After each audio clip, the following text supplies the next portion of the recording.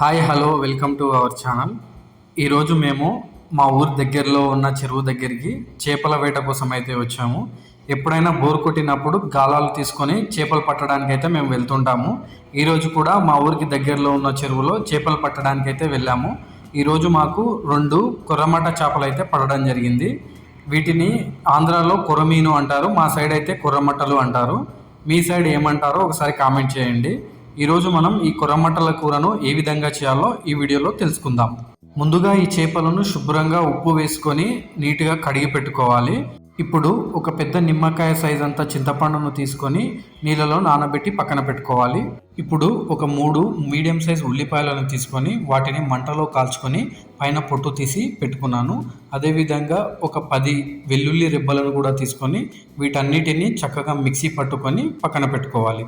ఇప్పుడు ఈ చేపల కర్రీ కోసం మసాలాను అయితే సిద్ధం చేసుకోవాలి. ఇందుకోసం 2 టేబుల్ స్పూన్ల ధనియాలు, 2 టేబుల్ స్పూన్ల మెంతులు, 1 టేబుల్ స్పూన్ జీలకర్ర, అదేవిధంగా ఇందులోకి ఒక 4 యాలకులు, ఒక 4 లవంగాలు, ఒక 4-5 చెక్క పలుకులను వేసుకొని వీటన్నిటిని చక్కగా వేయించుకొని పొడి కొట్టుకొని మసాలాను సిద్ధం చేసి పెట్టుకోవాలి. ఇప్పుడు స్టవ్ పై బౌల్ పెట్టుకొని అందులో ఆయిల్ పోసుకొని ఆయిల్ వేడెక్కిన తర్వాత అందులోకి 1/2 టేబుల్ స్పూన్ జీలకర్ర, 1/2 టేబుల్ స్పూన్ మెంతులు, ఒక 4-5 చెక్క పలుకులు, ఒక 2 లవంగాలు వేసుకొని చక్కగా వేయించుకోవాలి. అందులోకి అదేవిధంగా ఒక మీడియం సైజ్ ఉల్లిపాయను కట్ చేసి కూడా వేసుకొని ఉల్లిపాయను చక్కగా వేయించుకోవాలి. ఇప్పుడు ఒక 4-5 పచ్చిమిర్చిని కూడా మధ్యలోకి కట్ చేసుకొని అందులోకి వేసుకొని ఉల్లిపాయ రంగు మారేంత వరకు ఆయిల్లో చక్కగా వేయించుకోవాలి.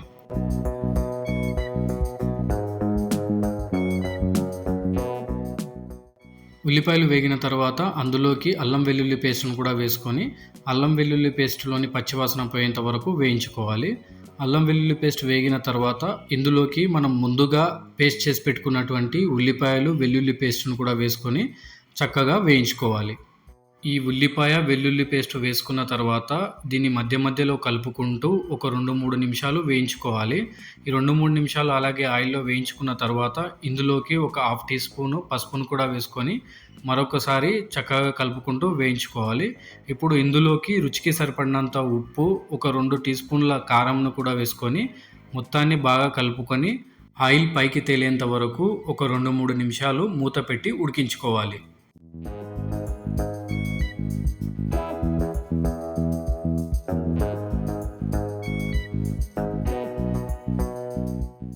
2-3 నిమిషాలు ఉడికించుకున్న తర్వాత ఇప్పుడు ఇందులోకి మనం ముందుగా నానబెట్టి పెట్టుకున్నటువంటి చింతపండును గుజ్జు తీసి ఆ రసాన్ని ఇందులో పోసుకోవాలి. గరిటెతో కలుపుకుంటూ మంటను మీడియం ఫ్లేమ్లో పెట్టుకొని 1 నిమిషం పాటు ఉడికించుకోవాలి. 1 నిమిషం తర్వాత ఇప్పుడు ఇందులోకి మనకు గ్రేవీకి సరిపడినంత వాటర్ని అయితే పోసుకోవాలి. నేను ఇక్కడ గ్రేవీ కోసం 1 గ్లాస్ వాటర్ని అయితే పోసుకున్నాను. 1 గ్లాస్ వాటర్ పోసుకున్న తర్వాత దీన్ని ఒక 10 నిమిషాలు చక్కగా ఉడికించుకుందాం.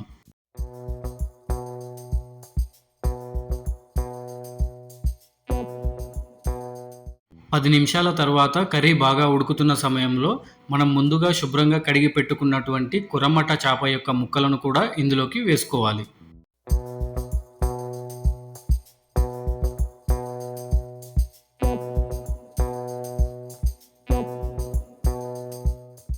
చేప ముక్కలన్నీ వేసుకున్న తర్వాత గరిటెతో కలపకుండా వీడియోలో చూపించిన విధంగా చేత్తో ఇలా కదుపుకుంటూ ఒక 2-3 నిమిషాలు ఉడికించుకుందాం.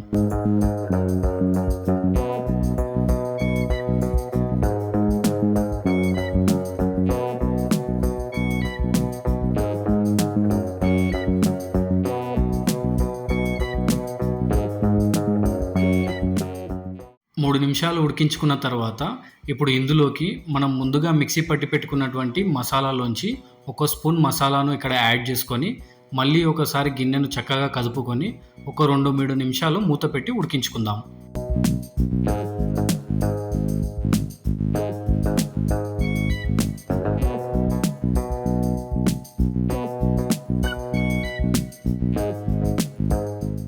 ఇప్పుడు ఈ స్టేజ్లో ఇంకొక స్పూన్ మసాలాను కూడా యాడ్ చేసుకొని మళ్ళీ చక్కగా కదుపుకొని ఇంకొక 2-3 నిమిషాలు ఉడికించుకుందాం.